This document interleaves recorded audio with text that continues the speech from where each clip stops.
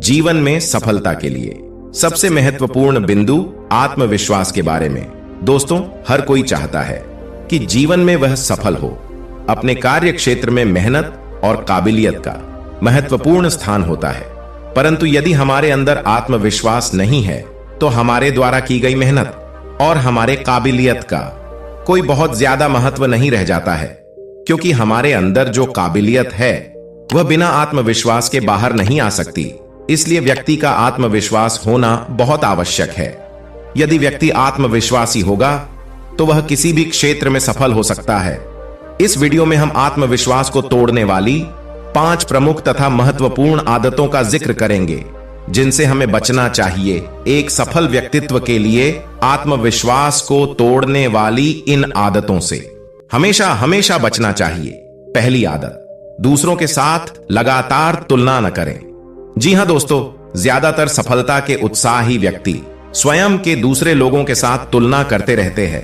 कई बार उन जैसी परफॉर्मेंस न दिखाने पर वह निराश हो जाते हैं, जिसका उस व्यक्ति के आत्मविश्वास पर गहरा आघात लगता है। इसलिए हमें चाहिए कि हम हर समय दूसरों के साथ अपनी तुलना न करें। ईश्वर ने प्रत्येक व्यक्ति को एक अलग ही व्यक्तित्व में डाला है, क्योंकि कह सकते हैं कि प्रत्येक व्यक्ति अपने आप में अलग होता है। यदि एक कार्य कोई दूसरा व्यक्ति कर सकता है तो यह जरूरी नहीं है कि पहला व्यक्ति भी वही कार्य उसी तरह कर सके। लगातार दूसरों के साथ तुलना करने से आत्मविश्वास कम हो सकता है। इसलिए व्यक्ति को लगातार दूसरों के साथ तुलना करने से बचना चाहिए। दूसरी आदत, असफलता को दिल पर लेना।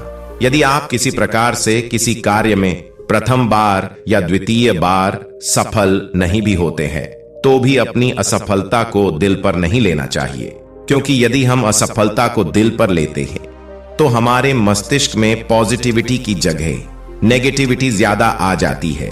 इसी नेगेटिविटी से बचने के लिए व्यक्ति को कभी भी असफल होने पर उसे दिल पर नहीं लेना चाहिए। इसलिए हमें शुरुआती असफलता को ज्यादा दिल पर नहीं लेना चाहिए। तीसरी आदत, खुद को नेगेटिव विचारधारा वाले लोगों से दूर रखना। हमारे आसपास नेगेटिव और पॉजिटिव दोनों प्रकार की विचारधारा वाले लोग रहते हैं।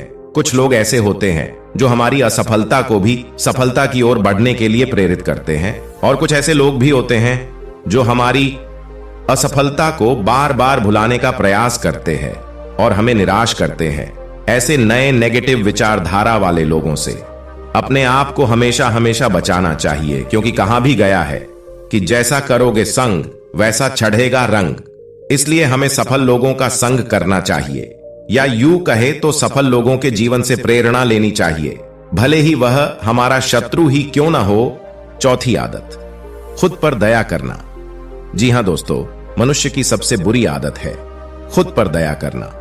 कोई भी दिव्यांग व्यक्ति अपनी दिव्यांगता पर कभी आंसू बहाते हुए नहीं देखा जाता है, क्योंकि वह जैसा भी होता है अपने आप से संतुष्ट होता है। परंतु दूसरे लोग उसकी दिव्यांगता को उसका दुख और कष्ट बनाकर उसके सामने रोना रोते हैं, जिससे वह दिव्यांग व्यक्ति भी उस कष्ट और दर्द को महसूस करने लगता है। ठीक इसी प्रकार से यदि हमारे अंदर हमारी अत्यधिक मेहनत के बाद भी किसी प्रकार की असफलता होती है, और यदि हम उस असफलता के कारण अपने स्वयं पर दया करते हैं, तो इससे बड़ा स्वयं का शत्रु कोई और नहीं हो सकता है। इसलिए कभी भी स्वयं पर दया न करें।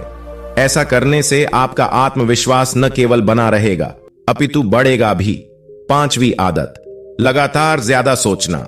यदि हम लगातार अधिक से अधिक सोचते रहते हैं तो यह भी हमारे आत्मविश्वास में कमी ला सकता है, क्योंकि हमारे मन में 2 प्रकार के घोड़े होते हैं। एक घोड़ा सकारात्मक सोचने वाला और दूसरा घोड़ा नकारात्मक सोचने वाला। यदि हम लगातार सोचते रहते हैं तो कहीं ना कहीं हमारे मन में नकारात्मक सोचने वाले घोड़े की पावर बढ़ती है। जिस घोड़े को ज्यादा पावर मिलेगी वही अपनी तरफ हमारे मन को खींच ले जाएगा।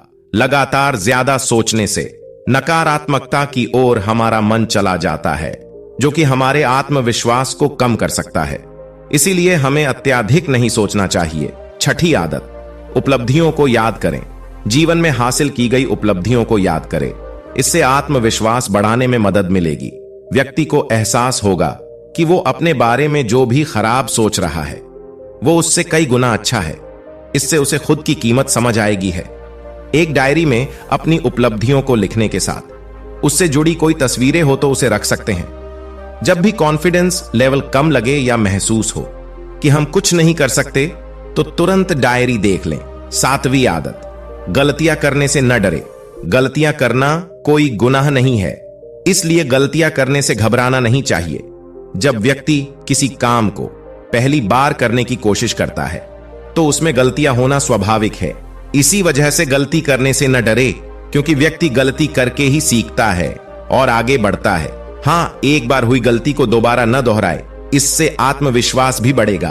8वीं आदत, हमेशा गलतियों से सीखें। गलतियां करने से डरने के बजाय कोशिश करें कि गलतियों से कुछ सीखे। गलती हर किसी से होती है, लेकिन इसका अर्थ ये नहीं है कि इस बात से निराश हो जाए।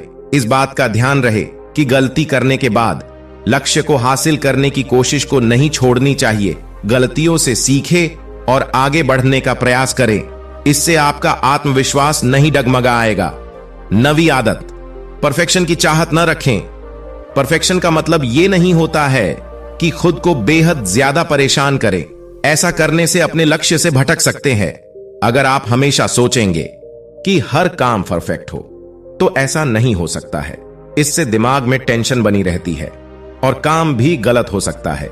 इसी वजह से कोशिश करें कि ज्यादा प्रेशर में रहने के बजाय आराम से काम करें। इससे काम भी सफल होगा और आत्मविश्वास भी बढ़ेगा।